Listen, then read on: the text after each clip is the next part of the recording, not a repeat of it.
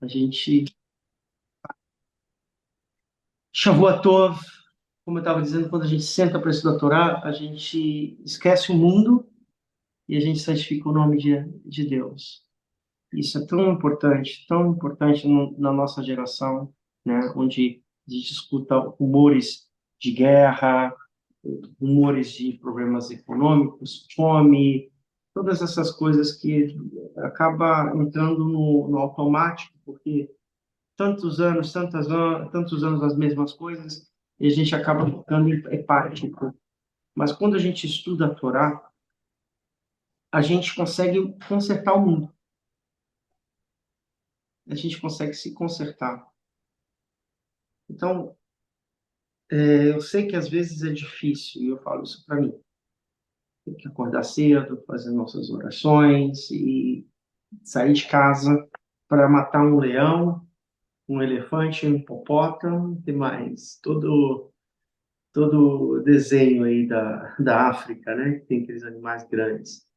E às vezes a gente tem que correr porque querem nos comer, literalmente. Então a vida é uma selva, literalmente. Então a gente precisa estar protegido. E a nossa proteção é Kadosh Baruch Hu. Infelizmente, o mundo, ou felizmente, o mundo tem uma balança. Existem pessoas ruins para que a gente possa correr atrás para se elevar e se proteger. E cabe aqui, como professor, ensinar vocês a se protegerem de tudo, ensinar também as alahot, ensinar vocês. Eu não preparo pessoas para se converter. Parece até uma hipocrisia, né, Maria? Eu preparo pessoas para ser bons judeus e bons judias. Essa é a minha cisma, entende? E como educador, eu tento sempre tentar dar o meu melhor. Então, hoje, eu quero começar essa aula dividindo em três temas. Em uma que é a Tefilá, que a gente vai ter que estudar sempre, que é o tema da nossa meta até antes de Pêssah. Eu quero que vocês entendam que a oração, a Tefilá, é a base da nossa vida. Se a gente faz uma tefilá, uma oração bem fundamentada, a gente consegue ter paz, sucesso e ter respostas imediatas.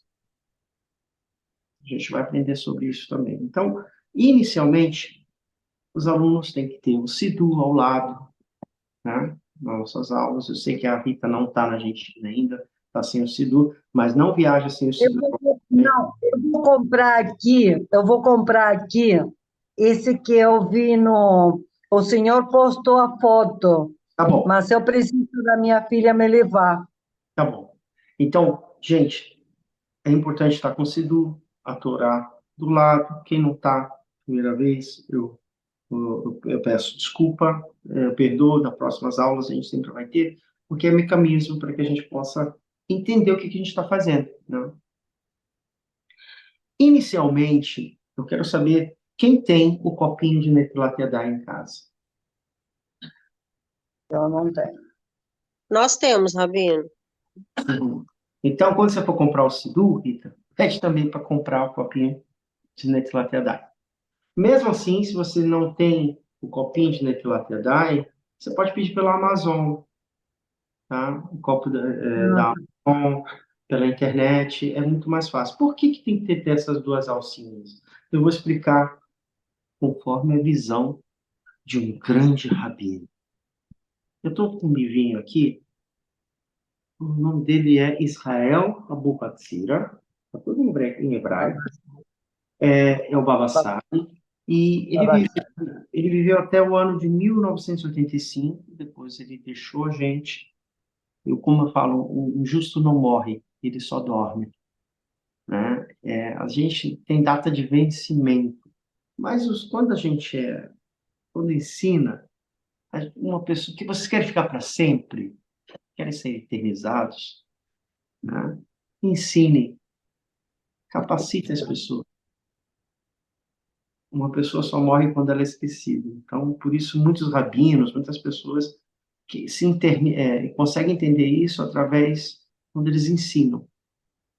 eles deixam livro, eles deixam, fazem alunos, e eu sou uma pessoa muito feliz, porque eu tenho alunos. Tenho alunos em todos os lugares, a Shein vai me dando mais alunos, e para mim como eu falei, é meu tesouro. E isso é um tesouro que é muito mais valoroso do que dinheiro. Então, o copinho de Nitrat-Yadai, ele é um recipiente que pode ser feito de plástico, de metal ou de vidro, tá? Vidro é perigoso porque pode quebrar, mas não tem uma lei que tem que ser. É só um tecido que vai pegar a água e você enche a água, tá? E aí, literalmente, quando a gente acorda, a gente tem que lavar as mãos. Antes de acordar, a gente sabe que a gente tem que fazer o Modéani, que é a oração de despertar, que Deus devolveu a nossa alma, e imediatamente a gente pega, enche, levanta, né? Tem alguns que deixam já falamos em aula, né? Tem gente que já deixa a água coberta, não pode ficar descoberta porque ela pega impurezas à noite, então tem que ser coberta ao lado da cama. Se você não quer fazer isso, não tem problema, pode ir na pia e ligar ou encher a água, né, com água corrente. A água corrente, ela não, ela mostra vida. Então, por isso é interessante ligar com a água corrente, porque ela vai mostrar que ela está viva, a água está fresca, que ela está pura. Então, por isso o mais ideal é isso. Então, quem mora perto de uma cachoeira ou de um lugar que pode pegar essa água e fazer Nitrat-Yadai, é importante. Mas vamos lá.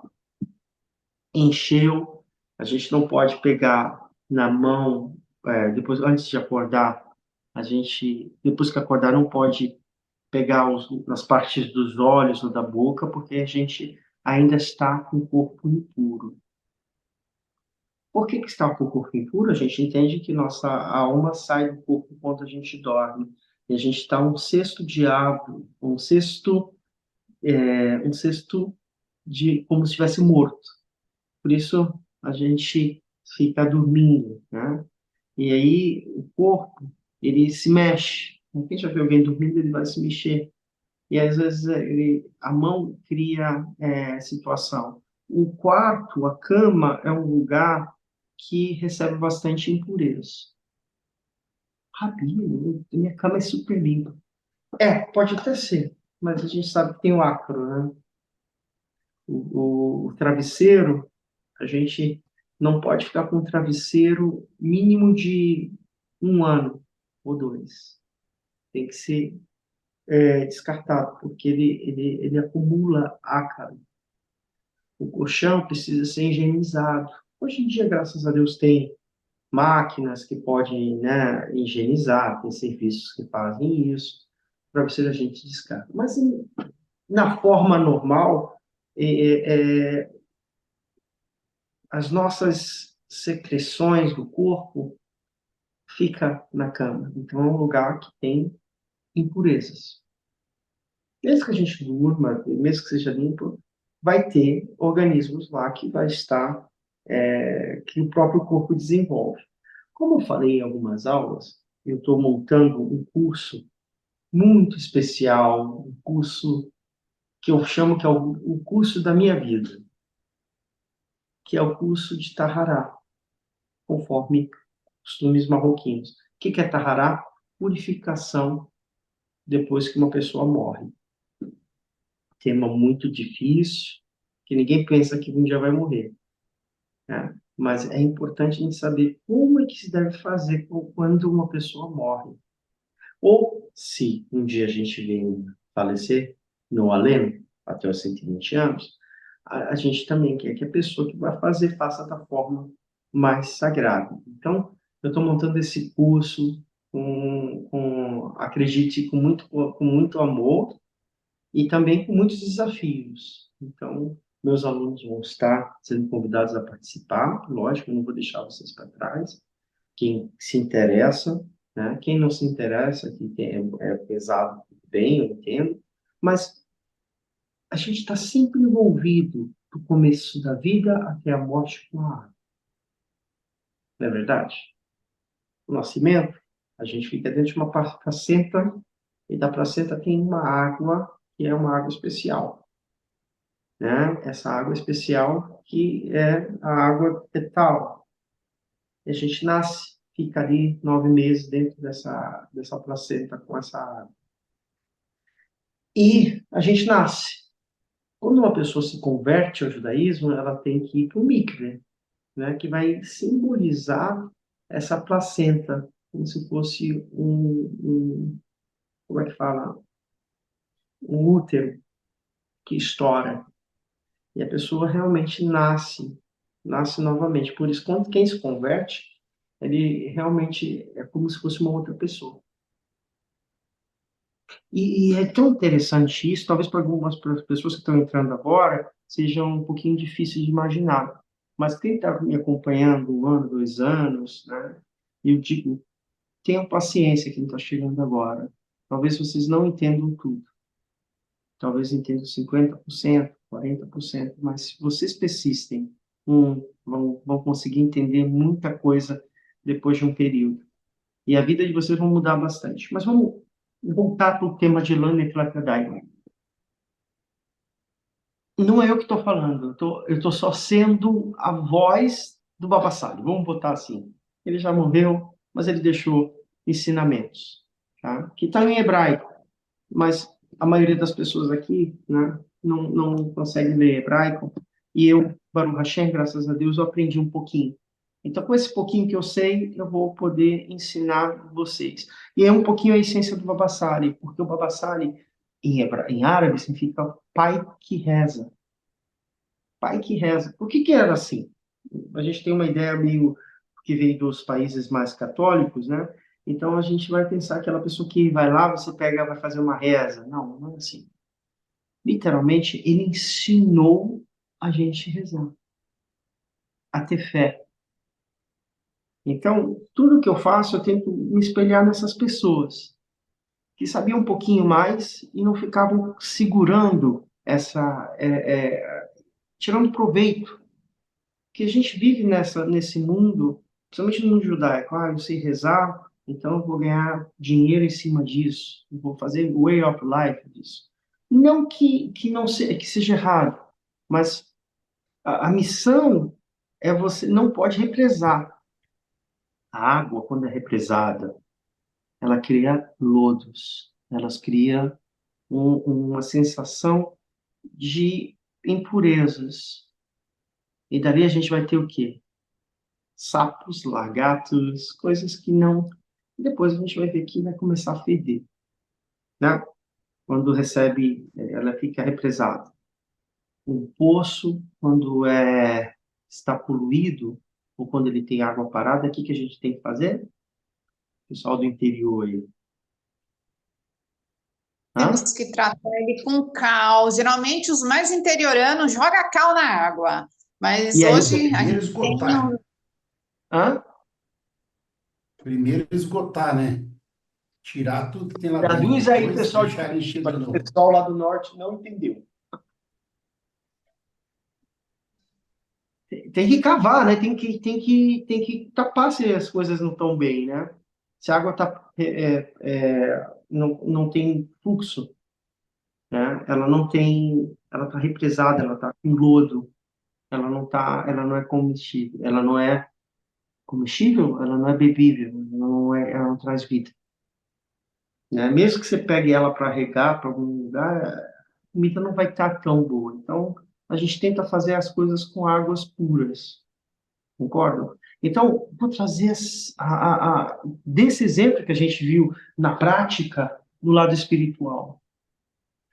A Torá, ela é comparada com a Bíblia, né? A Torá é comparada com uma água. Se ela é fechada, se ela é comercializada de uma forma que só fica assim, ó, não, não posso fazer isso, eu vou te ensinar isso aqui, mas ela vai feder. Agora, se você ensina, e você pode até, como eu faço, né? E você passa para as pessoas passarem, essa água virá como um rio. E eu já falei muitas vezes, que eu já fui em muitos lugares do mundo, mas eu sempre vejo na minha cabeça um lugarzinho aí no norte da Itália, frio, frio, frio. Tem um lago bonito, azul, aí você vê os Alpes suíços, né? Já é fronteira com a Suíça, aí você vê aquelas águas geladas, e a água, Lake como? como é que é o nome? Lake como? Lake Como, eu não lembro. É lindo, lindo, lindo, uma visão assim que parece que você está dentro. E aí você vê aquela água saindo, aquela pureza, aquelas águas são as águas que a família real toma. Vocês têm uma, aí só pode tomar daquelas águas, que são as águas mais puras do mundo, né? A gente sabe que vai ter outros lugares, mas a gente vê que tem vida, a gente vê os peixes, sabe? É uma coisa muito bonita. É comparado com a Torá. Quando a gente passa a Torá e quando a gente estuda dela, a gente se purifica. Agora, quando a gente aumenta o nosso ego, quando a gente acha que só eu posso ter e o outro não pode, a gente cria luz. Eu acho que uma linguagem muito, muito simples e por isso me identifico com o Baba Sali, porque ele era uma pessoa simples. Ele recebia as coisas simples. E tem um, uma passagem de um rabino que escreveu na Mishnayot, nos livros da Mishnah, são livros da Torá, que ele falou assim: Rabino Pinhas, filho de Yair, dizia que a gente tem um Pirkei-Avot. Alguém lembra do Pirkei-Avot? Né? O Código de Ética dos Pais. Agilice, seja ágil e leve limpeza, porque a limpeza leva a pureza, traz a pureza, e a pureza traz a santidade, e a santidade traz a humildade, e a humildade leva ao medo de pecar, e o medo de pecar leva à caridade, e a caridade traz a presença de Hashem. Vou repetir. Rabino Pinhas Ben Yair dizia: seja ágil na limpeza, difícil às vezes quando a gente está com preguiça, mas tem que limpar. Né? Até explicar porque os marroquinos gostam de lavar tanto a casa. Estou brincando.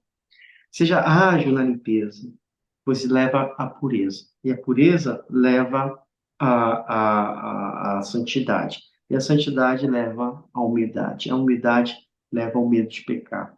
E o medo de pecar leva à caridade. E e a caridade traz a santidade, traz a presença divina. Então, dentro disso, vamos pensar no Rabino Israel Abuhatzira, no Baba Sali. Ele tinha uma situação. Hoje em dia a gente chama toque, né? Mas não era. Ele não tinha toque. Ele tinha sempre, ele tinha o costume, né? A gente sabe que tem o costume de lavar as mãos quando acorda para tirar as impurezas. Que, como eu falei, a gente tem um cesto de árvore, né? Como se fosse morto. E a gente agradece a Deus porque Deus devolve a nossa alma todos os dias. Tem pessoas que morrem dormindo, né? Eu conheci várias, né? E dizem que é a melhor morte é dormir. Eu acho que a melhor morte não seria interessante, porque todo dia a gente vai morrer. A gente é um pouco egoísta. Tem gente que precisa pagar os seus ticuns, fazer os seus ticuninhos. E talvez o ticum daquela pessoa, a gente não sabe que na vida passada que ela pode ter passado. E a Shem, nesse mundo, da última vez que ela precisa estar aqui, morreu dormindo. A gente não sabe, cada um é um universo. O Baba Sali, ele tinha um costume muito interessante. Ele, antes do amanhecer, ele acordava, fazia o Netlatadai, como todo mundo faz, lavava as mãos, enchia de água corrente, né? Transbordava e a água caía. Ele não tinha contato com a água. A gente não pode falar, Rabino, eu não tenho um copo no Netlatadai, eu posso fazer no copo? Pode, mas a água vai cair nos dedos. A ideia é purificar as mãos com aquela água pura. Então, os rabinos criaram essas duas alcinhas, né? Então, elas transbordam, e aí, de manhã cedo, eu já expliquei, a gente enche, transborda, aí faz uma, duas, perdão, uma, duas, três, derrama toda a água na mão. Ele era muito rígido nisso. E ele tinha, além de fazer a lavagem da mão, como a gente conhece, como eu ensinei para vocês, ele tinha outro costume. Qual era o costume? Sempre que ele fosse comer o pão, né, ele fazia o Netilat Yadayim, como a gente conhece. Agora, depois que ele rezava, se alimentava, ele tinha outro costume. Ele lavava a mão dele, da mesma forma, um, dois, três, um, dois, três. Se ele precisava entrar no negócio, numa reunião, ou numa aula, ele lavava a mão dele. E a gente sempre tem que ter uma toalha, tá? A gente tem que secar a mão na toalha, não pode secar na camisa. Geralmente os homens já vão direto na camisa, né? Não pode. Tem que ser sempre uma toalha limpa. Não pode ser uma toalha que a gente cozinha, tá? Tem que ser uma toalha que a gente seca a mão para Netilat Yadayim. Porque se você está purificando as tuas mãos, você não pode pegar uma coisa que você já está suja. Então, ele sempre fazia dessa forma. E aí ele sempre se santificava. Toda vez que a gente lava as mãos, a gente está se santificando. Saindo do banheiro, depois que acorda, depois que come. Mas ele sempre tinha esse costume de, qualquer momento que ele pudesse ter contato ele não dava a mão para ninguém, né? Não é o nosso nível, tá, gente? Mas era o nível dele. Ele não dava a mão para ninguém, nem para homem, nem para mulher. Por quê? Ele era, já como eu falei, ele limpava, se purificava e chegava a um ponto de santidade. A gente não está nesse nível. Mas ele não dava a mão porque ele vivia estudando Torá 24 horas. Ele tinha na mesa dele um jarro d'água que ele sempre lavava a mão. Parecia a pessoa dizer que ele tinha mal do toque. Não, na verdade, não. A água purifica. Como eu falei no começo, a gente, do nascer até o morrer, a gente tem que se purificar, né? Também não estou dizendo que a gente tem que ser fanático, mas eu estou dizendo que você tem uma reunião importante, uma coisa que vai te dar tua parnassá, teu sustento, uma decisão que você precisa tomar, entende? Então, eu, por exemplo, quando eu vou dar aula, eu me preparo espiritualmente. Eu vou lá, lavo a mão, entende? Eu peço para Hashem, peço, não se faz berahá, mas eu peço para Hashem que eu possa ter sucesso para poder transmitir a Torá para os meus alunos, porque eu sei que para muitos aqui é um momento que eles estudam Torá 1 hora, 2 horas na semana, né? É muito, eu sei da responsabilidade, né? Tem gente que está em lugares que não tem comunidade, que não tem a facilidade que está. Eu tenho nesse grupo diversas ideias, diversas situações. Tem gente que estão em Jerusalém, estão em Israel, que estão frequentando sinagoga, tudo muito legal, né? E também tem alunos que estão no interior do Nordeste, ou da Amazônia, ou pessoas que realmente não têm. Então, eu preciso passar essas informações da forma como a Marte irá te chamar, com temor aos céus. Então, eu poderia ter um grupo enorme, graças a Deus está ficando grande, mas a minha preocupação não é fazer vocês passarem em um processo de conversão, porque isso tem bastante. A minha preocupação é deixar vocês temente a Kadosh Baruch Hu, pessoas com mais sabedoria da Torá Kedushá. Sejam judeus de qualidade, entende? Que possam ser diferentes. Legal, né? Que Torá que você tem? Então, aí eu vou fazer como eu fiz. Daqui a pouquinho mais vocês vão estar. Teve um pessoal que disse, poxa, eu fui numa sinagoga, o pessoal conhece o Rabino, conhece você. E isso acontece. Uma vez eu fui para o Brasil e a gente não sabe quanto você leva a Torá para as pessoas. Eu gravo as aulas, boto no YouTube. E é uma forma também de ajudar as pessoas que não têm condição, né? Os alunos que estão aqui, a gente vai orientando, vai acompanhando, vai fazendo tudo, mas tem pessoas que realmente não têm condição, tem que estudar. Eu poderia, né, fazer um grupo fechado, fica só para aqui com a gente. Não, não é a finalidade, a gente precisa trazer luz para o mundo. Então, tantas vidas, tantas pessoas que me assistem, pô, eu fui para Brasília, eu cheguei lá em Brasília, Rabino, você não sabe, poxa, muita coisa que você falou me ajudou, eu nunca vi aquela pessoa. Não, mas eu assisto, isso para mim é muito gostoso, é muito satisfatório, entende? Em Portugal ou no Brasil, onde geralmente falam né, a língua portuguesa, geralmente não falam a língua portuguesa. Então, isso é gostoso. Então, eu quero só terminar essa questão do Avassar, para a gente entrar em outros temas, com a questão de quando você for fechar um negócio ou tomar alguma decisão, se fica no Brasil, se vai para a Argentina ou se vem para Israel, ou nesse momento que você precisar tomar as decisões, se vai o Congresso na Flórida, ou se vai estar em São Paulo, ou se vai para a Itália, ou se está em Bet-Shemesh, ou se vai para Jerusalém, ou se está em Manaus, ou vai para São Paulo, ou se as coisas não estão andando com a Rabanita ou com o Rabino, ou que está lá em Fortaleza, ou que precisa mudar, a gente tudo tem envolvido com a Tefilá, ou está em Portugal, né? Parece que as coisas não andam, mas tudo na vida começa com um pontapé inicial.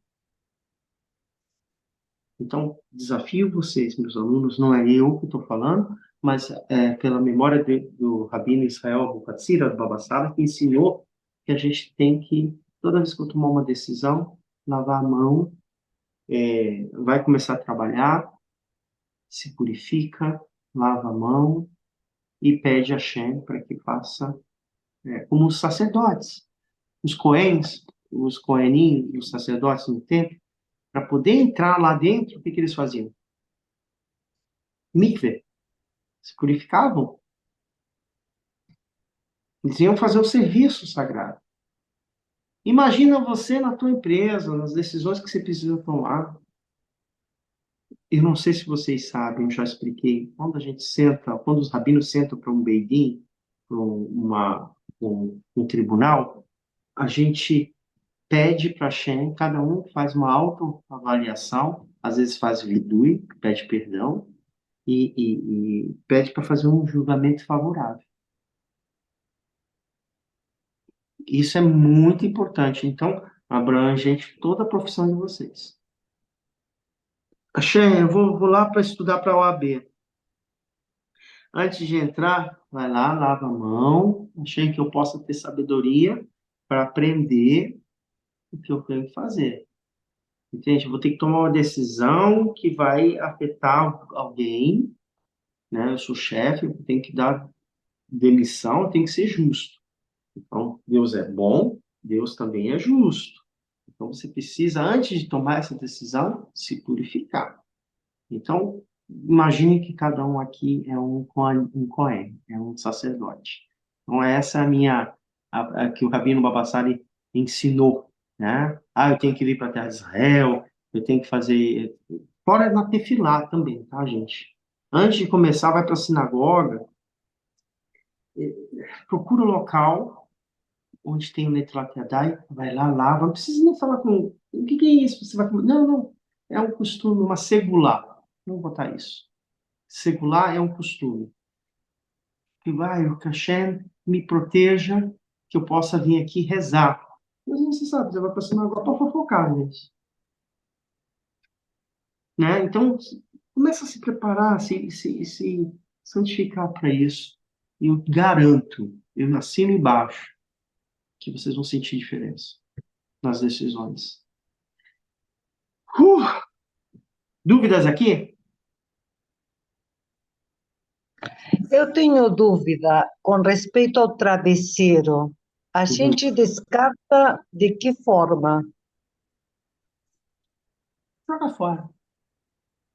Joga fora só? Joga fora, bota no saco e joga.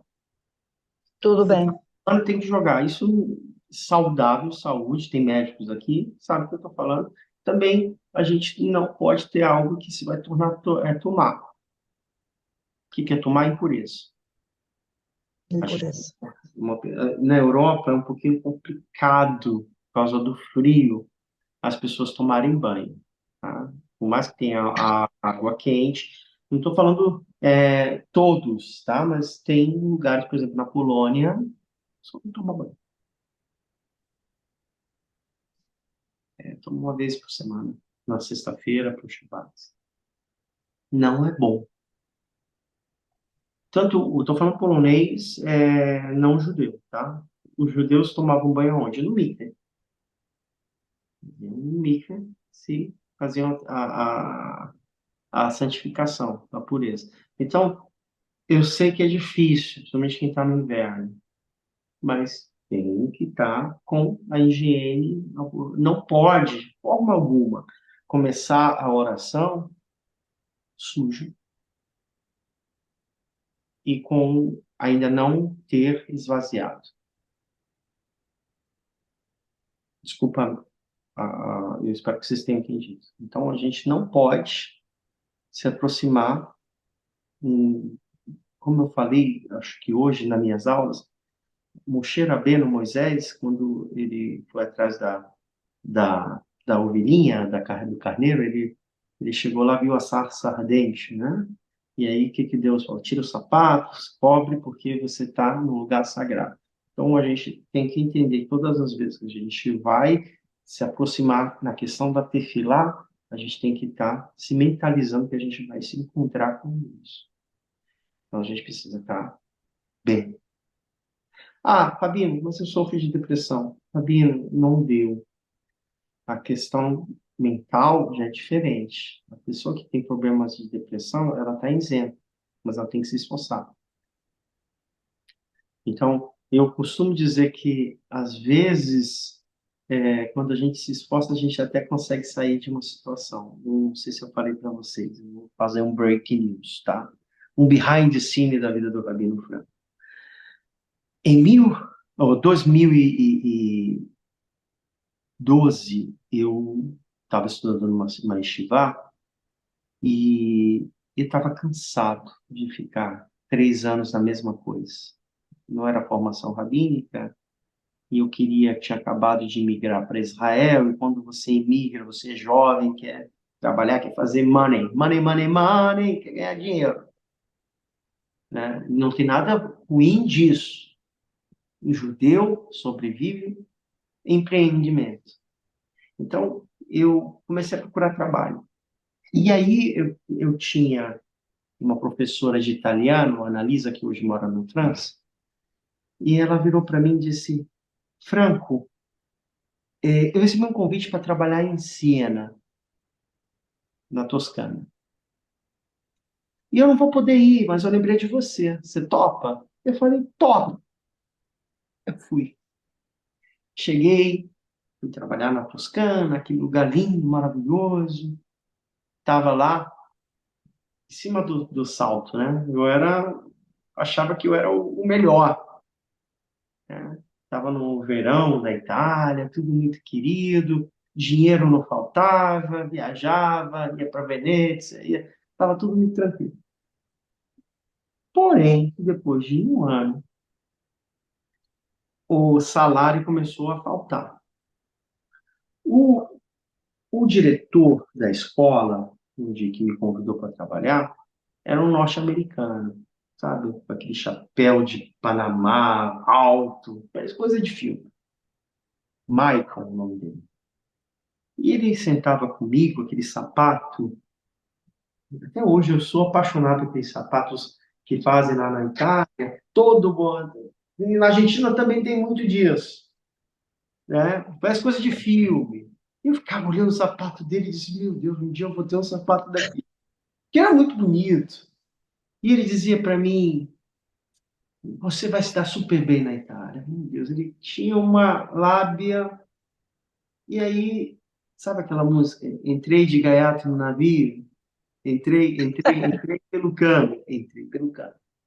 Trabalhei pra caramba, carreguei mesa, fiz tudo porque eu era responsável da logística dos artistas que vinham para pintar a Toscana. E eram pessoas que pintavam. Passei quase um ano. E o dinheiro que ele me deu era para eu sobreviver e pagar material, essas coisas todas, mas não era parte do meu salário. Fechei por US$ 10.000, eu não sabia o que era isso. Chegou o período de receber o dinheiro, eu descobri que esse senhor deu um golpe na escola e roubou US$ 1 milhão e fugiu para os Estados Unidos. Ou seja, o programa quebrou. Depois de um ano, eu tive que voltar às pressas para Israel e eu fui prestar conta, tinha dinheiro ainda, ele me deu o quê? 10.000 euros num envelope. Eu nunca tinha visto tanto dinheiro. Mas eu fui assim, pegava, pagava, botava os recibos e entregava. No final, quando eu fui apresentar na escola, a mulher disse, olha, a gente não tem como te pagar, que ele roubou o dinheiro. E o que eu faço? Ela disse, o que a gente vai tentar fazer é te pagar um salário mínimo de 10.000, acho que ganhei acho que uns 10.000 shekels. Dá na mesma, né? Não dava na mesma. E aí eu peguei e devolvi o dinheiro. E ela não sabia que ele tinha me dado o dinheiro. Eu nunca tinha visto. Antigamente, né, nesse período de 2015, lançaram a nota de 500 euros. Hoje já não existe mais, né? E aí eu devolvi tudo. Ela disse: Você é besta. Você podia ter ficado com esse dinheiro. Eu disse: Não é meu. O trabalho dele foi ter levado 1 milhão. Então eu não quero participação. E aí eu não tinha para onde morar. Eu não tinha para ficar em Jerusalém. Estava chegando o inverno. Aí o que eu tive que fazer? Voltar para Yeshiva, o lugar que eu não queria ficar. Eu saí achando que eu era o Leonardo DiCaprio lá em Veneza. Voltei, mas é aquele filme, né? Não sei se vocês lembram. Voltei com uma mão na frente e outra atrás para Jerusalém, para dentro de uma yeshiva, onde tinha dormitório com 6 rapazes que não tomavam banho, que não era tão limpo. Mas era o que tinha, senão dormia na rua. Quer dizer, desci do salto, o salto quebrou mesmo. E aí comecei a ficar com uma depressão, depressão, depressão. Eu não quis comer, não quis beber, chorava, porque eu não queria ficar ali. Eu não queria mais, já tinha dado. E eu fiquei uma semana deitado numa cama, dentro desse bar, ninguém vinha me visitar. Eu ficava revoltado. Aí eu comecei a falar com a Shem. Aos trancos e barrancos fui ao médico. E o médico me passou antidepressivo. E desse antidepressivo, eu não conseguia dormir. Eu dormia, não dormia. E como é Shiva? os dormitários ficavam dentro da Yeshiva, eu uma madrugada desci com a caixa de remédio e fui até onde estava o Sefer Torá. Aí eu abri, né, toquei na Torá e falei, Hashem, a partir de hoje, se tu me tira dessa, eu estou fechado contigo. Isso foi em 2012. Eu não sei o que você quer comigo, mas eu vou jogar esse. E eu não tinha dinheiro, gente. Eu já tinha conseguido de caridade para comprar um remédio. Então, se eu jogasse o medicamento, eu estava ferrado. Mas eu joguei. Porque eu disse que não era a minha natureza.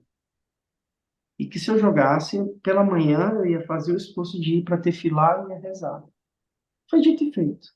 Desde então, desde 2012, eu comecei a estudar a Torá, eu comecei a entender as coisas, as designações, eu queria ser guia turístico, a ideia era trabalhar na Itália para pegar dinheiro, para entrar no curso, para melhorar a situação, mas no final, o que aconteceu? Eu estava estudando na Yeshiva, eu entreguei para a Shem, comecei a estudar, um belo dia, abriu vagas na Universidade Marron Lander, era uma universidade inglesa que tinha em Jerusalém, e eu fui fazer a prova de admissão. Tinha uma prova lá que você fazia, e se você passasse, você estava dentro do curso de guia turístico de Israel. Era uma comissão, 3 pessoas, e aí queria ver se eu tinha que fazer ou em hebraico ou em inglês. Eu fiz em inglês. Falei sobre Hebron e passei. Fiquei tão contente. Mas aí depois a realidade. Como é que eu vou pagar? Fui para estivar chorando, assim, poxa, chato. Depois fui no Kotel, fui lá no muro. Eu pedi, olha, a Shem fala que cuida do órfão, da viúva e do estrangeiro, do convertido. Então, eu estou me encontrando quase tudo aí, porque eu estou órfão, não sou viúvo, mas estrangeiro. Ajuda. A gente tem um salmo sobre isso. E aí, quando eu fiz isso, no dia seguinte, pintou um trabalho, eu paguei a inscrição, fiz fazer a prova. Passei. Só que tinha que pagar a primeira mensalidade, que era 1.000 shekels. E aí, não tinha. Eu disse, vou rezar. Deu já certo uma vez, e foi assim. E quando foi uma pessoa, o pai dela, tem um rapaz que estuda aqui com a gente, o pai dele, né, que, que ele é um racídico, com muita piedade, ele trabalha com pintura, ele chegou assim, poxa, Franco, eu ganhei uma casa para trabalhar, ganhei 6.000 para pintar. E eu tenho que dar o meu macer, né? Os 10%. Eu não sei para quem eu vou te dar. Me deu 1.000. Eu não acreditei.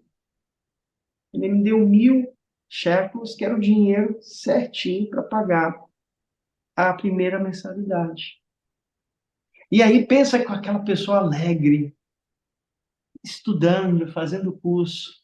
Aí depois começou a não ter dinheiro, né? Para pagar mensalidades dos outros meses. Aí eu comecei a ficar triste. Triste, triste, triste.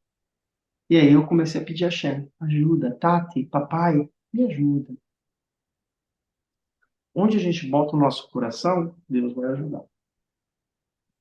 Se você está inclinado para fazer uma coisa errada, Deus não vai impedir, mas vai deixar você fazer. Mas se você tem o teu coração inclinado para fazer uma coisa boa, Deus não vai impedir e vai te ajudar. Ponto. Se você decidiu estudar a Torá, Deus não vai te impedir, mas vai te ajudar. Tá entendendo? Se você está inclinado para fazer coisas de tumá, Deus não vai te impedir, mas também não vai ter berahá. É muito tumá e impurezas, né? Então, o que aconteceu? Comecei a faltar. Comecei a pedir a Shem, mas comecei a faltar. Vou trancar, não tem dinheiro. Aí eu não entendi por que tinha acontecido isso. Um belo dia, chega a senhora Cindy Levi, os coéns do Levi são sempre muito sensíveis ao nosso povo.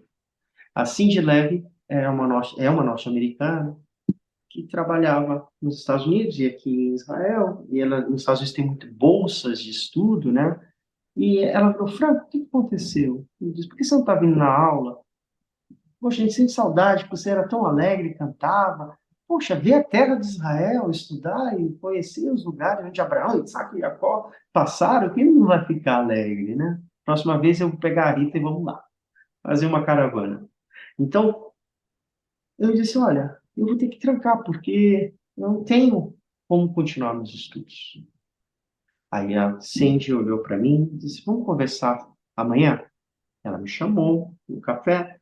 Ela falou assim, Franco, eu acompanho você há uns 6 meses. E eu sei que isso vai te fazer bem. Eu faço parte de um programa de ajuda a judeus que não têm condição de pagar os estudos. Então, eu quero pagar os 40.000 shekels do teu curso.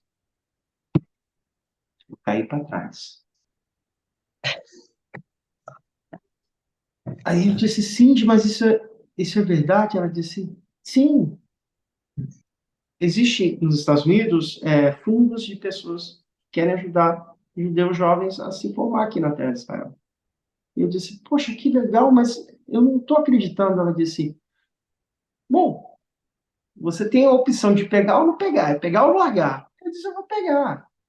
Aí, quando aconteceu que eu precisava voltar para Manaus, para cuidar da minha mãe, eu falei, Cindy, eu não posso pagar o curso integral, porque eu vou ficar 1 ano e 8 meses em Manaus. Então, eu preciso pagar a metade. O curso era 2 anos, então eu pago o primeiro ano, depois eu pago o segundo. Tá bom, ela me deu o cheque, eu paguei, foi tudo direitinho. Quando eu voltei, a escola quebrou. Por que eu estou contando isso? Porque eu tive a oportunidade de ir para uma outra escola, pegar o restante do negócio, mas surgiu uma oportunidade. E às vezes é a oportunidade da tua vida. Que ela foi eu entrar no seminário rabínico. Sabe aquela situação que você tem? Certamente, esse é um bom guia, ensinar, ganhar dinheiro, ter uma vida mais estabilizada. Mas o meu sonho, qual é o meu sonho? Qual era o meu sonho? Ser rabino. E esse era o meu sonho desde pequeno, mas a gente, os sonhos, a gente acaba deixando para lá, não consegue. Mas aí eu tive essa chance de me formar rabino, de estudar. Eu abracei 2.000 vezes, não me arrependo. E hoje, depois de 8 anos, praticamente, não, vai fazer 7 anos. 7 anos, eu, além de ser rabino, fui para Portugal, para o México, para a Polônia, porque você já conhece toda a história. Eu pude ajudar e ajudo muitas pessoas. E sou realizadíssimo. Entende? O dinheiro da Toscana, da Itália, já começou errado, não era para mim. A gente tem que deixar. Berahá vai vir, Hashem vai abençoar. Então é importante, por isso que eu queria contar essa história. Não era, eu peço desculpa, mas eu acho que é importante a gente ter essa convicção em Akadosh Baruch Hu. Às vezes a gente, não sei como é que vai ser meu processo. Rabino, vocês têm que confiar em Akadosh Baruch Hu. Tem que confiar em Akadosh Baruch Hu. Ele que vai abrir as portas, ele que vai te botar no momento certo, na hora certa. Agora, por favor, todas as decisões que vocês têm que fazer, lavem as mãos, façam um trabalho, se purifique, se eleve. Sejam pessoas que, como os nossos patriarcas, né? Os patriarcas Abraão, Isaac e Jacob. Eu, nessa parte agora da nossa aula, eu quero dúvidas até aqui, gente. Eu sei que eu estou dividindo nós temos 2 aulinhas do Babassari, agora dessa situação de emuná. Eu quero poder ensinar que existe uma Mishnah ensino dos nossos padres, Pirkei Avot, né?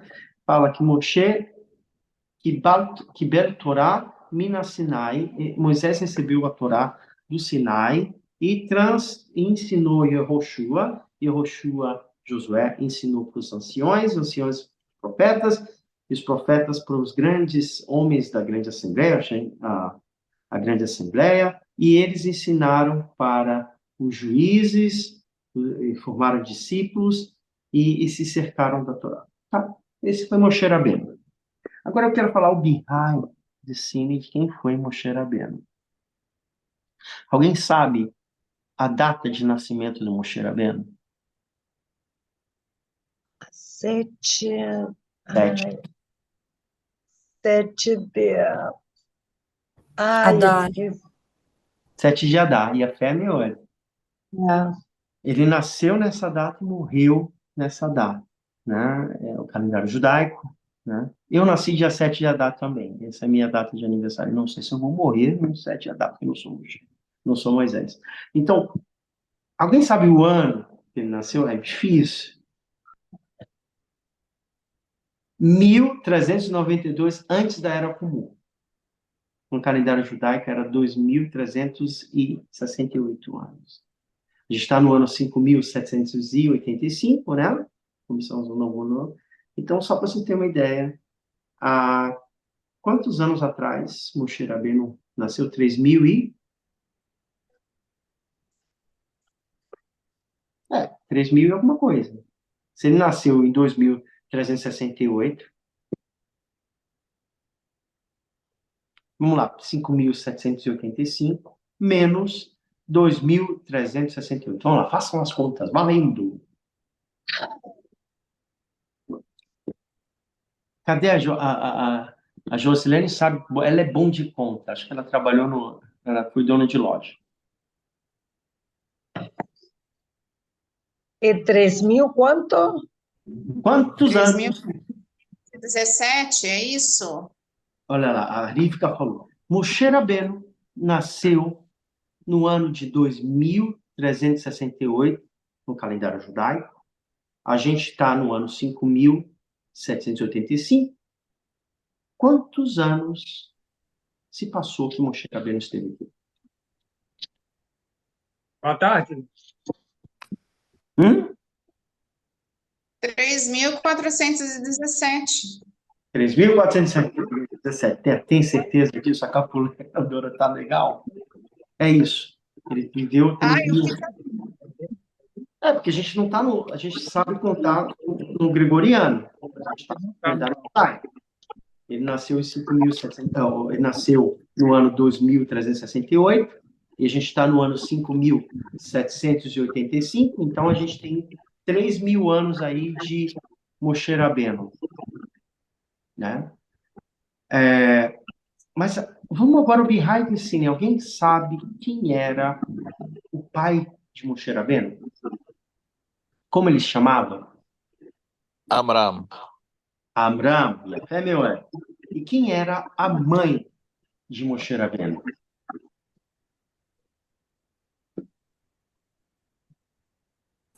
Yohevet. Bom, então, Amram, Yohevet era o pai de Moshe. Na verdade, ele era o pai de Miriam, de Arão e Moshe. Moshe era o que caçula. Agora, Yohevet era filha de Levi, filho de Jacó. Você sabe, Jacó teve 12 filhos. E um dos filhos dele chamava Levi. Então, behind the scene, esse é o breaking news. Quem era o avô de Moshe Rabbeinu?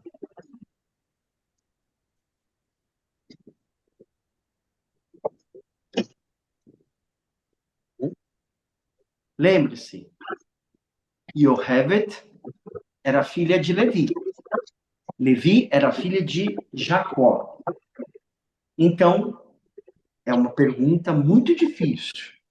Quem era o avô de Moisés? Levi. Valendo. Hã? Levi, Rabi. Levi! Agora, para ficar mais difícil a pergunta. Quem era Bom, bisavô de Moshe Rabbeinu? Jacob. Jacob. Ainda O bem. bom Quem que o era? Rabino quase não está ajudando. Não estou quase ajudando, estou quase desenhando aqui. E quem era? Rabino, isso tá mais difícil que prova de Beidin, esse raciocínio lógico, hein? Mas é muito fácil. Gente, vamos lá, Minha Moshe Rabbeinu. misericórdia. Moshe Rabbeinu, a gente já falou que o pai dele, a mãe dele era filha de Levi, então o avô dele era Levi, e o pai de Levi era Jacó. Então, o bisavô de Moshe era Jacó. E quem era o tataravô de Moshe? Ah, meu Deus, Ronaldo. Yitzhak. Yitzhak. Isaac Ah, e a fé. ah, E quem era o quarto avô de Moshe? Abraão. Só Ari fica sábio. Ari Abraão. fica sábio. Abraão. foi, isso aí. Gente, para vocês é o breaking news, não é? Eu já me perdi. Então, Rabino, Amram por favor, um mapa e mental Yohevet, depois, hein? Amram e Yohevet eram Devia de que filho? De que tribo? ver se ele via. Levi. Levi. Agora eu vou dar mais um spoiler aqui para vocês. Yohevet era filha de Levi, né? Sim. E Amram, o que ele era para Yohevet? Primo? Irmão? Irmão não pode. Era primo, né? Primo. Primo. Você sabe que lá em Portugal, primo e pombo é que suja a casa. Não pode casar primo e pombo. Você gosta, né? Então, vamos lá. Essa foi boa, vou anotar. Não era primo. Não era primo. Na verdade, Yohevet era tia de Amram.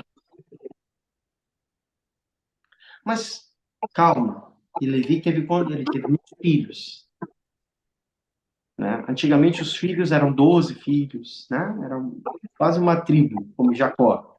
Então, para não haver assimilação, a tribo que manteve-se no serviço sagrado, que manteve-se o judaísmo no Egito, sabe quem foi? Foi Os levis. os Levis. Levi e Cohen é a mesma família, tá? A mesma tribo. Então, para não houvesse assimilação, o que aconteceu? Permitido a tia casar com o sobrinho. Mas Amram não era qualquer pessoa. Amram, ele era o líder da geração. Ele era o líder da geração. Ele era um Gedoledol, como a gente chama, um grande da geração. Ele ensinava a Torá. Porque ele recebeu da linha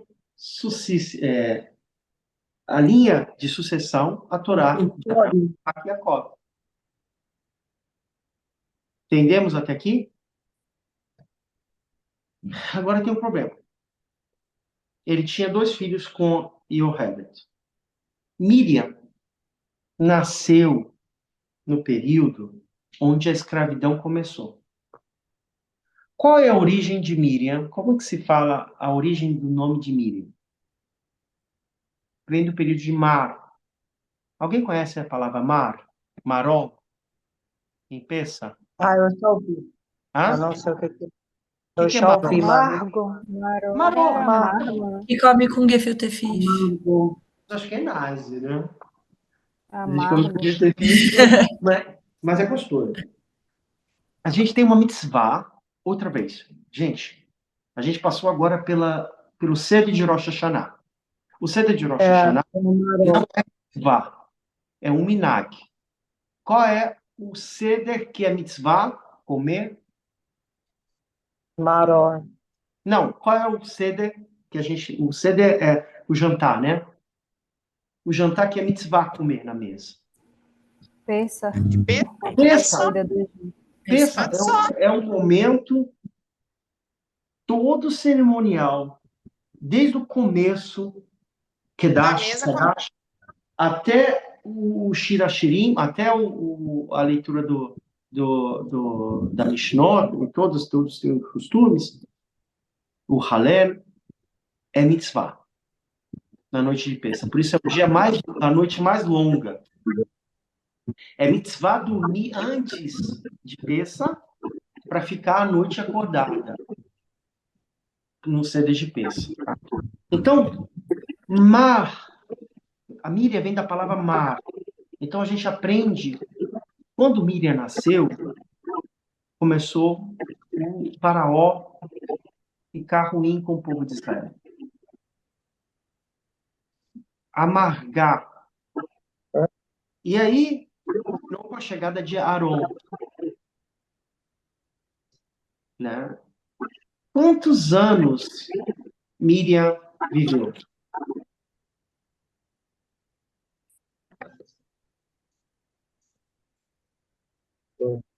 Alguém sabe? Valendo.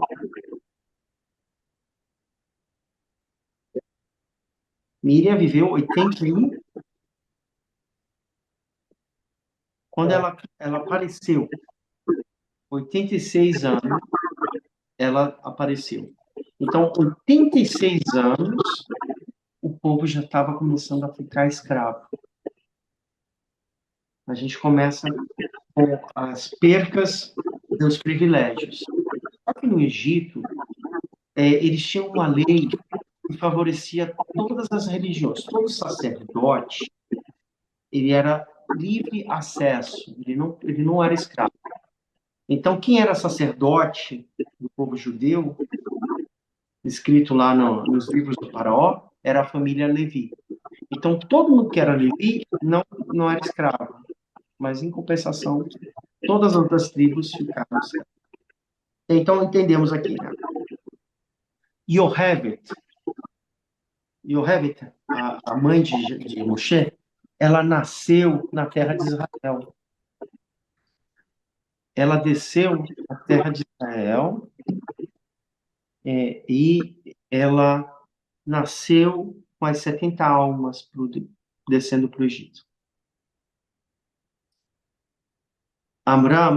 Arão, Miriam eram pequenos quando nasceram Moshe.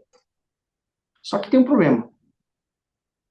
Amram, ele entendeu que o faraó fez um decreto, que teve um astro que ele falou, olha, vai vir nessa geração a chegada de uma pessoa que vai liberar esse povo, e esse povo vai crescer e vai dominar vocês.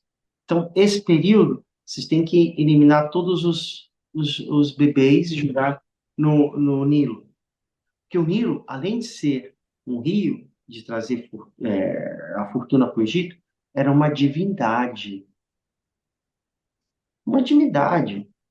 Então, eles eram, o Nilo era adorado. Como lá na Índia, que eles jogam os restos, né? Tem rios na Índia que é literalmente uma divindade. E esse conceito da Índia foi trazido do Egito para lá, né? Então, tanto que uma do mérito muito grande para uma pessoa do indiano, que é da religião Urdu, é ser cremado ou jogado seu corpo dentro do rio, né? Não sei se vocês conhecem esse costume, mas é assim que é lá. Então, o Nilo era assim. Então, o que era uma divindade lá no Nilo também? O crocodilo. Então, o que o faraó falou? Joga todo menino no Nilo. E os crocodilos ficavam só esperando. Não é que nasciam muitos judeus, mas não podiam ficar com bebês dentro. Então, Amram disse, olha, nasceu, o que vai acontecer? Ele, antes de nascer, ele falou, mamãe, ele se separou de Yocheved. E agora, olha a responsabilidade. Quando você tem um papel de liderança, você precisa ter muita irat shamayim. Porque se você faz uma coisinha errada, todo mundo vai fazer. Aí eu vou tomar água sem fazer berahá, eu aqui, rabino. Aí os outros vão dizer, não, eu vou tomar também, porque o meu rabino toma sem fazer. Olha a responsabilidade, vocês estão entendendo? Então, Abraão tinha essa responsabilidade. Então, ele se separou da esposa. Yocheved. Porque qual é o papel da família? Trazer novas vidas. E já que ele não podia trazer, eles separaram. E separou todo mundo. E aí, Miriam chegou com o pai dele, Amram. Papai, presta atenção. Você está sendo mais cruel que o Faraó. O Faraó disse que era para jogar, quem nascesse um menino, para jogar no Nilo. Mas por que eu estou sendo mais cruel? Falou o Amram para a filha. Porque você está botando decretos ruins para a gente. Tá certo, não vai ter meninos, mas também como é que a gente vai casar? Você vai entregar tua filha para um egípcio para fazer idolatria? Aí Amram botou aquela mão na cabeça e disse: que Deus faz é bem feito, então a gente tem que acreditar em Munash Elimá que Hashem vai fazer. E aí ele voltou, casou com a Yocheved, e por causa da pequena Miriam, pela chutzpah dela, a vontade dela de dizer, não, volta, acredita em Hashem. Essa aula toda está sendo de emuná, porque a gente precisa ter emuná em Akadosh Baruch Hu. Volta para Hashem, casou com Yocheved. E aí, por causa desse ato, eles receberam uma bênção. Nasceu Moshe. Moshe Rabbeinu nasceu nesse 7 de Adar, e ele vai, depois, ele nasce já sem Brit, ele não precisou fazer Brit Milá, ele já nasce com Brit. E aí, com 8 dias, o pai dele disse, olha, eu não posso fazer nada. A mãe dele preparou uma cestinha, essa cesta era coberta, né, fechada, tampada, no negocinho do filme, né, que está lá. Por quê? Ela fez vedou muito bem essa cesta e jogou no rio. E ela jogou empurrando, não querendo soltar. Diz o Midrash que a mão dela também alongou. E aí ela soltou. E aí ela não pôde acompanhar, porque uma mãe deixar uma criança pequena, assim foi muito difícil. Então Miriam, a pequenininha, saiu seguindo o cestinho, acompanhando. E diz o Midrash que os crocodilos começaram a pular nas árvores. Imagina, olha que emuná a gente tem que ter, né? Porque a gente, na realidade, a gente a realidade é que vai comer o crocodilo, vai comer aquele negócio, né? Essa é a lógica. Mas ela teve uma emuná, porque no último minuto a Kadosh Baruch fez um milagre. Nesse momento, sabe que horas era? Meio-dia, estava quente. E aí, quem vai descer do castelo é Bátia. Bátia era filha do faraó. Muito bela, mas era estéril. Você pode ter todo o dinheiro do mundo, todas as joias, todas as prados, todas... Qual é o nome daquela que tem um X? Aquela marca famosa que as mulheres gostam, que tem um X, né? Tiffany Co, Hermès, Hã? Hermès, Tiffany Co. Médico, o que são caras, como suas caras? Pode ter tudo. Mas uma mulher sem um filho, ela é oca. A natureza da mulher é trazer vida. Por isso, eu brigo com as minhas alunas. Quer ser high-tech, advogada, tudo, seja. Mas primeiro monte sua família, tenha seus filhos e depois siga a sua vida. Porque vocês, mulheres, são mais rápidos. O tempo de vocês. E uma mulher, quando ela é mãe, quando ela realmente ela tem esse negócio, ela se completa. E quem não pode, quem não tem, faça um tequila. Que esse ano eu quero ir no casamento. Então, ela vai descer ao Nilo. E ela vai se banhar E ela está ali, né? Eu fico imaginando o Nilo não como o Nilo, porque eu nunca fui no Nilo. Eu estive lá na Amazônia, no Rio Nilo. Então, quando a gente vai lá no Igarapé ou lá no Rio Negro, a gente vai se banhar, né? E aí a água refresca. Aí ela vê de longe aquele cesto que não é natural. Ela podia ter evitado aquilo, não podia, que é natural. Ela escuta um choro. Esse choro é meio que hipnotiza ela e traz para ela um sentimento que ela não tinha. Sabe quando uma criança nasce e vocês estão aí, Carla, quem está moçada aí que tem filhos? Nunca esqueceu do primeiro. O filho pode estar barbado, velho e careca. Mas vai falar com a mãe, ela vai dizer: Ai, eu me lembro quando você chorou. É uma coisa maravilhosa. O choro de um filho. O pai cai desmaiado, a mãe não, ela chora. Mas ela viu aquele choro que ela nunca tinha sentido, era o choro do filho dela, o filho do coração. E ela fica louca. Vai imaginando, Bátia mergulhando naquele rio. Ela esqueceu que era filha de Faraó. Ela podia mandar um mambu, botar escravo. Ela não, aquilo era a beira-rá dela.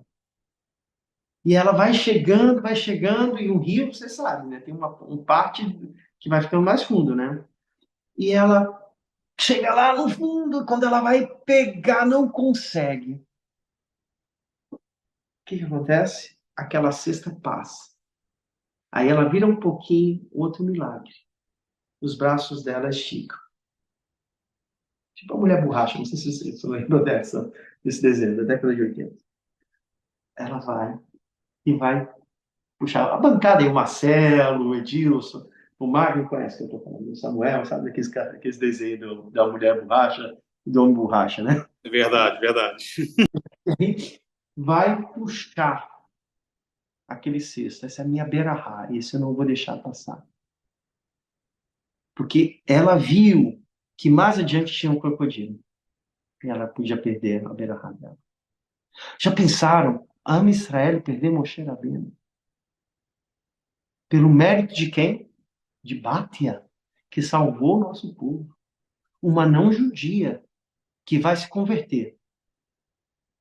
Ela vai se converter ao judaísmo. Ela vai deixar o Egito, velhinha, vai atravessar o Mar Vermelho a pé, velhinha. E aí, Bátia saca, tira ela do ninho, e as mulheres egípcias, ela sai com aquele cesto, vai tirar aquela criança, diz ao Midrash que ele vai ter brilho, vai ter um ziv, vai ser resplendente, acho que é essa a palavra. E ela vai ficar apaixonada. Ela pega aquela criança e abraça e chora. E a criança está chorando porque está com fome. Aí ela imediatamente manda trazer uma egípcia. Aí traz uma egípcia para dar o leite, ele não vai tomar. E quem está ali atrás, só de nas árvores, nos arbustos. Só na espreita. Na espreita, obrigado aí. O pessoal está acompanhando.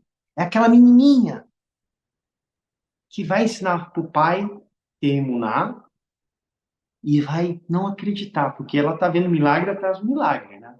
Tão pequena. E aí ela vai escutar, só escutando, mas é aquela senhora portuguesa que bota o copo atrás. Tô brincando, eu vi a turma de Portugal. E aí ela vai. E agora? Não quer tomar o leite, o que eu vou fazer? Ela já prontamente aparece.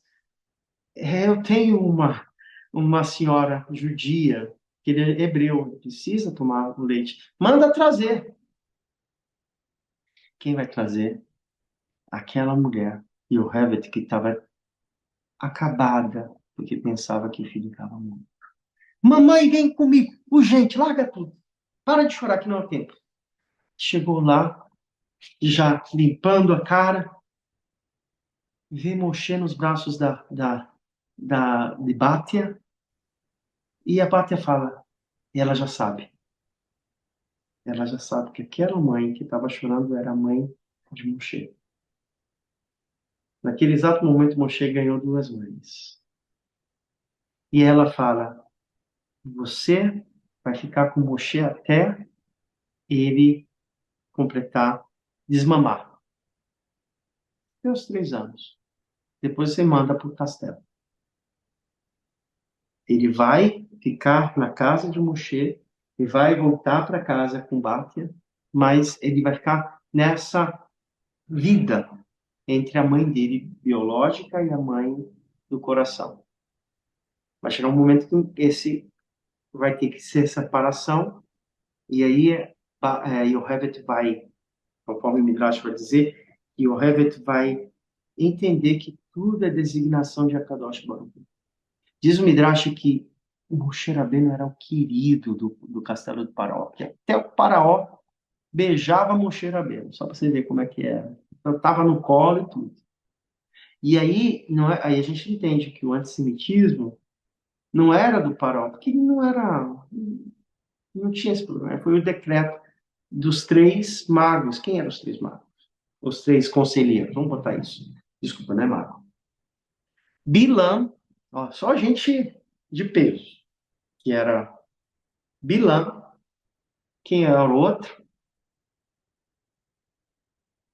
Quem era o pai? Quem era o sogro de Moshe Rabbeinu? Itró. Itró eram um dos conselheiros. E quem era o outro? Job. Eram 3. E é bem cara de Beidim, né? Um era duro, outro era meio parve, não fedia nem cheirava, e o outro era bom. Quem era bom é Etrog, o que não é, que era parve, que nem sim nem não era Job, e o cruel, o mais pesado, era Bilã. E Bilã que falou pela astrologia que ia nascer uma pessoa, e ele acertou, tá? Deus deu um profeta para o povo judeu e deu um profeta para os não-judeus. Então, Bilã era o profeta dos não-judeus, que faziam tomar. Bilã, ele tinha relação sexual com o jumento, com a jumenta. Por quê? Através da tumá, da impureza, ele aumentava a sua força em impureza. Então, não é uma novidade aqui para o pessoal. Quem mexe com tumá vai ficar mais tumento. Quem mexe com o que do chá, com santidade, vai ficar mais santo. Aí a gente vai ver. Ah, mas fizeram voodoo, né? O pessoal tem, lá no Brasil, o pessoal não acredita em nada, mas vê um negócio de macumba, passa, desvia, fala saravá, não tenho nada a ver com isso, porque é tumá, sabe que vai pegar. Agora, quando uma pessoa é findada e ela está em Kedushá, isso não vai pegar. Né? Então, Bin Laden era assim. E aí, geralmente, as pessoas nesse mundo que é materialista vão escutar as pessoas que fazem tumá, porque é imediato. E você vai ver pessoas fazendo sacrifício, macumba, traga o teu esposo em 3 dias. Né? Vocês lembram dessas anotações que falam? Se tua mulher te deixou, vem aqui, eu faço um trabalho, e 3 dias ela está voltando. Feitiçaria. Mas tudo que mexe com tumá vai ficar com tumá. Então, voltando aqui, Faraó brincava com Moshe, abraçava e até beijava, como se fosse um filho. Tá aí aquele negócio, o príncipe do Egito, porque nesse mesmo período também o filho do Faraó, que venceu o Faraó, que vai destruir e vai fazer as pessoas ficarem escravas, e vai ser o mesmo período. Moshe Rabbeinu conhecia ele. Faraó, o pai dele, né, pai de Bátia, uma vez estava com o Moshe Rabbeinu no colo. Ele era aquele xodó, o Moshe Rabbeinu era o xodó. Mas ele é uma criança. Ele estava por volta das 3, 4 anos. Ele pegou, sentou no colo do faraó, o faraó beijou ele, e aí o que Moshe fez? Pegou a coroa do faraó e botou na cabeça. Aí quem foi que viu?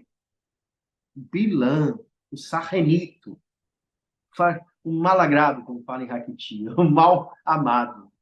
Ele viu aquilo e disse: Ih, tá aí, é ele. Toma cuidado que esse menino vai destruir teu reino.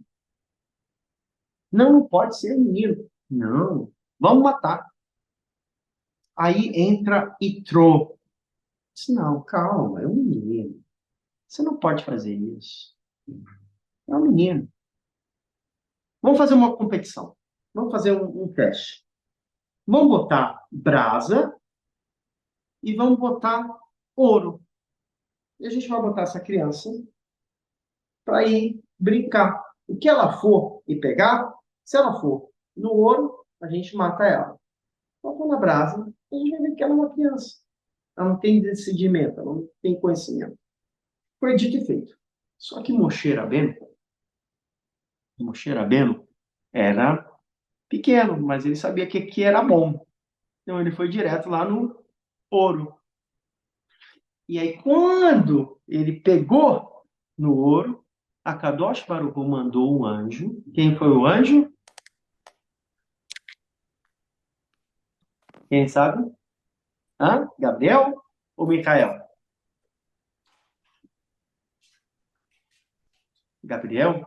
Pela da semana passada, Gabriel veio para destruir Sodoma. Gabriel e Micael são os anjos de Israel. O anjo, Gabriel, não é, ele é para trazer, ele era da espada.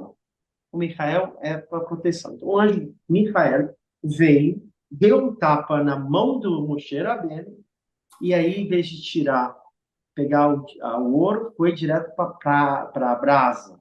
E aí, fez Moshe Rabbeinu pegar a brasa e botar na boca. E aí ele queimou o paladar. Por isso, Moshe Rabbeinu se tornou um difícil de falar. Ele não era gago, ele tinha uma deficiência por causa disso. Por isso, ele não conseguia falar. E aí a gente vai ver que no final da vida de Moshe Rabbeinu, ele estava dando discurso, porque Deus curou. Né? Ele reclamou com isso. Então, gente, nisso, Faraó vai deixar Moshe, vai dar o conhecimento. Moshe Rabbeinu cresce falando idiomas. Ele estava sendo preparado para ser um grande homem da casa do Egito. Mas a gente vai ver que se você acha que Moshe Rabbeinu tinha tudo para dar certo, os planos já tinham era outro. Ele vai, o que vai acontecer? Ele vai entrar em crise. Qual é a crise dele? Ele vai ver que ele não sabe se é judeu ou se ele é hebreu. Ele vai olhar no banho que ele não é parecido com os hebreus, com os egípcios. O que os egípcios tinham? Prepúcio. Ele não tinha. Ele já começou a notar que ele era diferente. E um belo dia, ele está andando na rua, ele vê um egípcio batendo, tá? A Torá fala que ele está batendo no hebreu. Por que ele estava batendo naquele hebreu? Alguém sabe? Não era aqueles. Esqueci o nome que fala, mas aqueles caras que batiam nos escravos hebreus. Os carrascos, né? Na verdade, era um egípcio que estava batendo nesse hebreu, por um motivo. O hebreu era casado com uma mulher lindíssima. Lindíssima. Por isso, eu sempre digo, quem é muito bonito sofre. Mulher muito bonita sofre. Todo mundo fica de ainará. Todo mundo quer. Seja homem ou mulher. A mulherada cai em cima do homem bonito, ou ou a mulher muito bonita, os homens caem em cima. E eles sofrem. Sofrem, sofrem, sofrem. O índice de estupros, de abusos, é muito grande. E ele tinha essa mulher muito bonita, e ela era escrava. Então, o que que esse egípcio fazia? O marido dela era escravo. Esse egípcio fazia relações sexuais na frente do esposo, Deus me livre, racechava. E além do mais, quando ia reclamar, ele batia nele. Era uma humilhação, um pecado muito grande. E aí Moshe Rabbeinu viu e foi lá Moshe brigar. viu isso. E aí o sangue dele subiu. E é a mesma coisa com Sidom e Gomorra. Vocês sabem o que aconteceram nesse caso? Só para vocês terem uma comparação.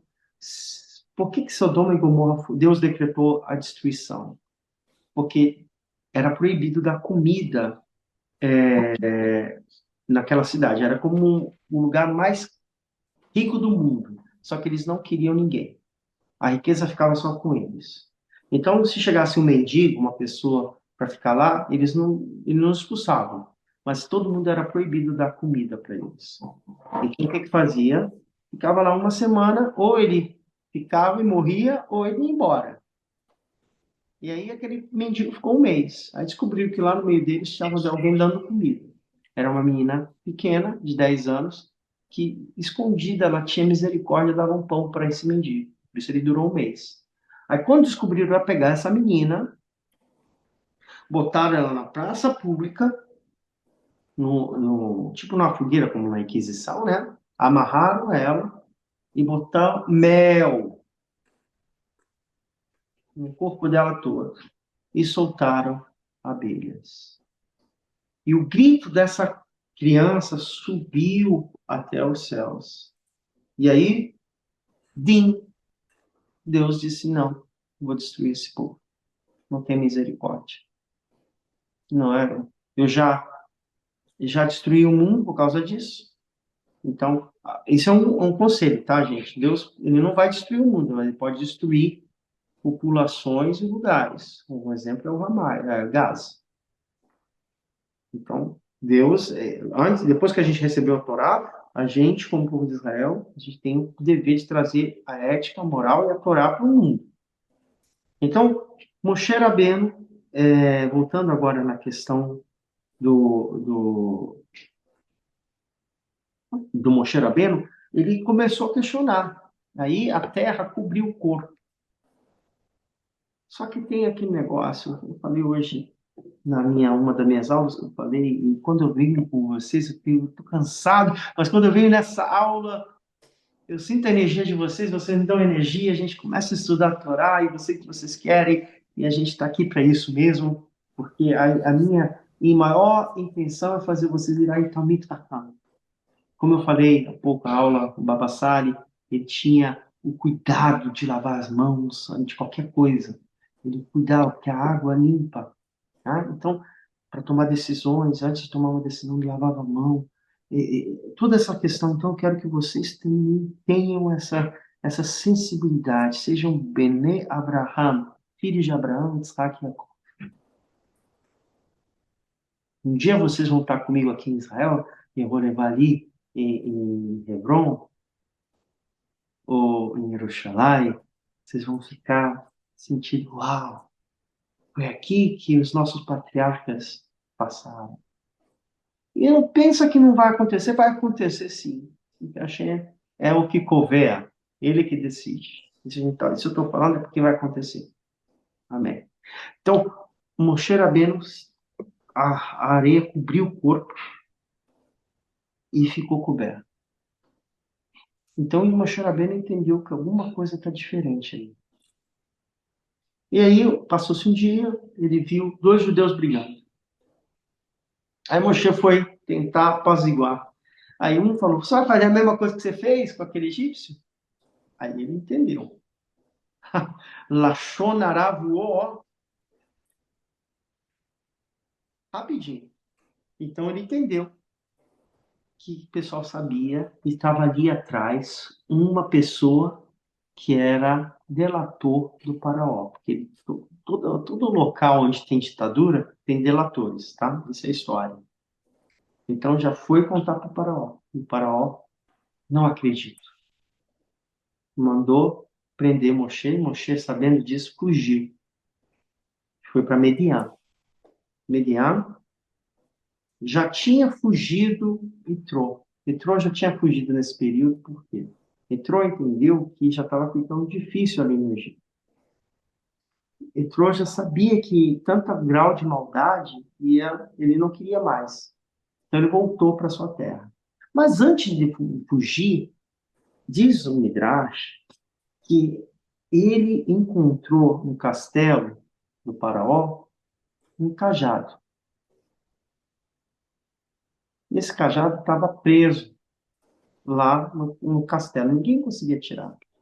E o bendito seja, fez que Etrô pegasse esse cajado e levasse com ele para Median. Por que ele pegou esse cajado? Que cajado é esse cajado? Era um cajado de Jacó Rabino, de Jacó. Esse cajado, antes de ser de Jacó, era de Yitzhak. E desse cajado, antes de ser de Yitzhak, era de Abraham. Antes de Abraham, esse cajado era de Noa. E antes de Noa, não, é Adão. Adão. Foi passando 10 gerações. E caiu na mão de Itró. Deus, com sua bendita caridade, fez que Itró tirasse aquele cajado do castelo do faraó. E levou para Midian. Quando ele chegou em Midian, aquele cajado se pesou. E ninguém conseguia levantar. Parece Lancelot, né? Você lembra do Lancelot? Então, quando chega aquele egípcio, ele pensa, puxa, agora o faraó mandou me pegar. Estou ferrado, como falou assim. Mas, na verdade, ele também estava fugindo, era Moshe. E então, Itró precisava testar. Vamos ver quem é essa figura. Se ele não levou onde está o cajado, pega esse cajado. Se ele não conseguisse tirar, vão matar, porque é do castelo do faraó, e a gente não vai pegar. Mas quando ele pegou e tirou com facilidade, ele entendeu que ele é ele é da linha de quem? Ele é o quinto avô. O quinto avô dele era Abraão. Moshe? Moshe Rabbeinu era neto de Levi, bisneto de Jacó. Tataraneto de quem? Isaac. Perdão, o quarto, Abraão. Então, filho de peixe, peixinho é. Então, entrou e entendeu que aquilo era uma divindade, aquilo era coisa de Hashem. Moshe Rabbeinu chegou com 40 anos, ficou ali, desceu, não esqueceu, mas ele entendeu que talvez a vida com 80 anos ali era o local dele, tem gente com 80 anos já está pensando em morrer, Moshe Rabbeinu está começando a vida com a sua grande missão. Quando ele está pastoreando, um carneiro sobe e a gente já conhece a história. Por que eu estou contando essa história? A Torá, ela tem que ser passada.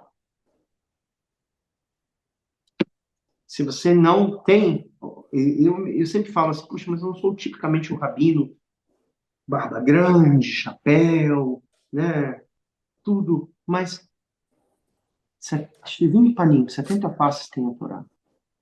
Se você não pode, se não tem, faça você. A minha maior preocupação não é eu.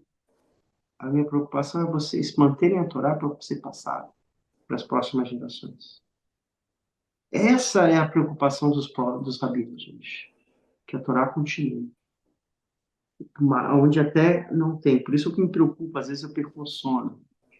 Será que eu estou passando os estudos que eu estou fazendo para meus alunos da forma correta? Talvez eu pudesse fazer um pouquinho melhor. Bezat Hashem, eu quis fazer um estilo um pouquinho diferente. Semana que vem a gente vai falar mais em Alahá, mais do Birkat Amazon, mais do Shema. Né? Mas se eu não passo essas informações para vocês de emuná, de fé, da onde vocês são, que filhos vocês são? Vocês não são de chocadeira, Vocês são filhos de Abraão, de Isaac e Jacó. Veja, a gente é filho de Abraão, de Isaac e Jacó. Que fizeram tudo e tem exemplos até vivos hoje. Exato, Hashem. Madrigoto vem madrigoto, como o Rabino falava. Em degrau, a gente vai chegando. Vai chegando, vai vendo vocês Amém. crescendo, montando. Meu sonho é ver todo mundo com família, netos, aqui em Eretz Israel, que a gente possa ver a Geulah, e não é da nossa forma, mas a gente vai fazendo as coisas da forma dele. Sheilot, perguntas?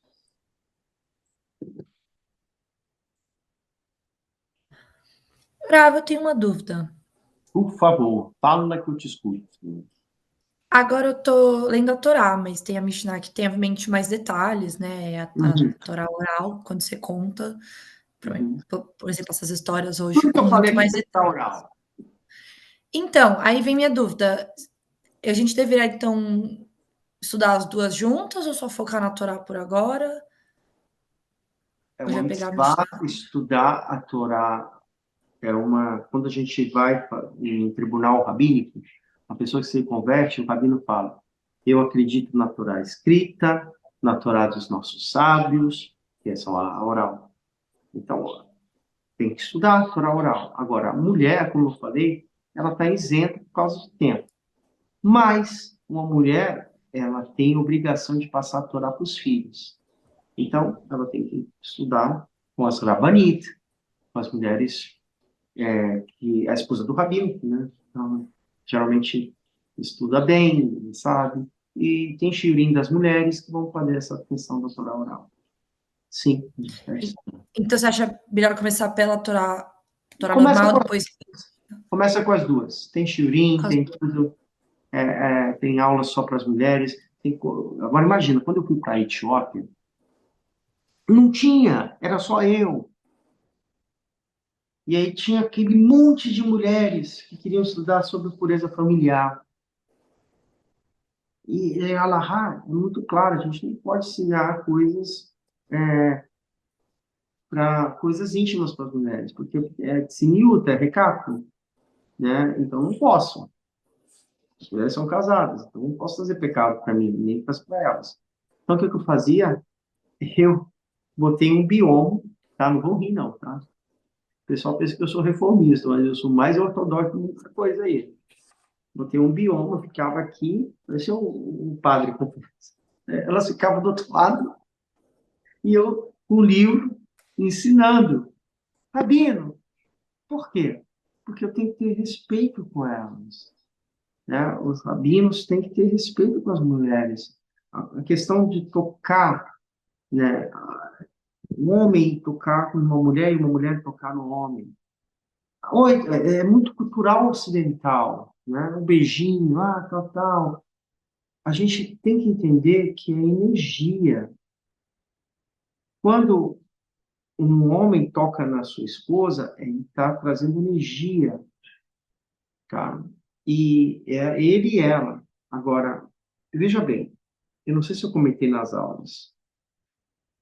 Um homem, quando tem relação sexual com a sua esposa, ele tem ela e ela tem ele por 3 dias, a sua alma. Né? Quando o homem tem relação com a sua esposa, ele alegra a sua esposa, a alma do homem entra na alma da mulher, a essência do homem. E a essência da mulher entra no homem. Agora imagina, uma pessoa que dorme com outro, como é que vai estar? Tem um dibu, vai ter influências daquelas almas. Não alegra.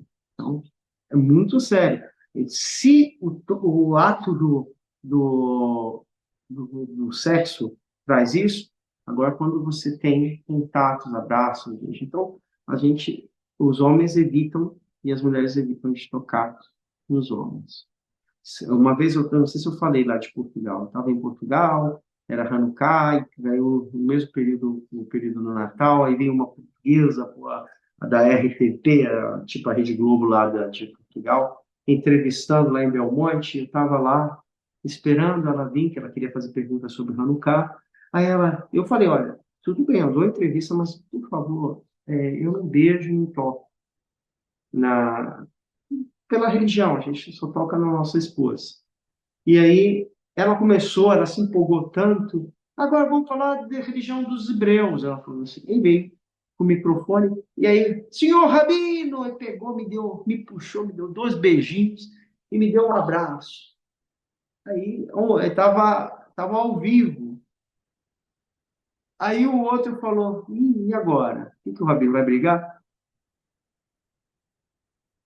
Não fui eu que abracei, eu só falei assim, está no inferno, abraça o diabo. Não, não é o correto, né? Mas a gente tem que ter um senso, evitar, né? Vai abraçar e beijar, e dar muito carinho para o seu esposo, e você vai abraçar e beijar e dar muito carinho para a sua esposa. Pronto. E o resto vai ter o contato falado, se for questão de trabalho, precisa, vai dar a mão, não tem problema. Né? E eu vou comentar uma coisa. O rabino-chefe Você se lembra da Margaret Thatcher? Vocês que é mais novo, vocês não vão conhecer, talvez no livro da história. Margaret é a mulher de ferro. Ela chegou em Israel. E foi visitar. E aí tinha no aeroporto tá o primeiro-ministro, o presidente e o rabino-chefe. Né? Aí o pessoal diz assim, estava tudo mirando no olho no rabino-chefe. Desceu a Margaret Thatcher do avião, a primeira coisa que foi fazer, apertar a mão do primeiro-ministro, depois do presidente. Aí, quando chegou no rabino-chefe, o rabino-chefe pegou, foi com o esposo da Margaret Thatcher, e disse, olha, esse aqui é para você e esse aqui é para sua esposa. E a Margaret Thatcher ficou assim, impressionada, e disse, uau! E ficou emocionada e disse assim, pela primeira vez, alguém notou que eu tenho um esposo, que eu tenho família. Quer dizer, o rabino saiu articulado. Vocês gostaram da aula? Foi bom para vocês? Muito bom para mim. Muito boa. Semana que vem, Muito boa, muito mesma boa. coisa. A gente vai Muito sentar, bom, né? vai conversar e vai continuar estudando. Shavua Tov, lembre-se, Muito obrigado, Rafael. de lavar as mãos, Muito de quando vai tomar uma decisão, pega o cota de Netlatadai e lava. Quando vai trabalhar, ou quando vai tomar uma decisão, ou quando. Não é simplesmente no ato de rezar. Quando vai estudar a Torá, quando vem para o Shiur, vai entrar com a aula aqui, vamos começar esse minag, vai começar a estudar, faça Netlatadai. Vocês vão estudar a Torá aqui do chá, a Torá é água, é pureza, que vocês possam receber a pureza da nossa Torá aqui do chá. Shavua Tov, um abraço. Você sabe... Parou, Rabino. Shavua Tov. Tchau, gente. Shavua Tov. Shavua Tov. Tchau.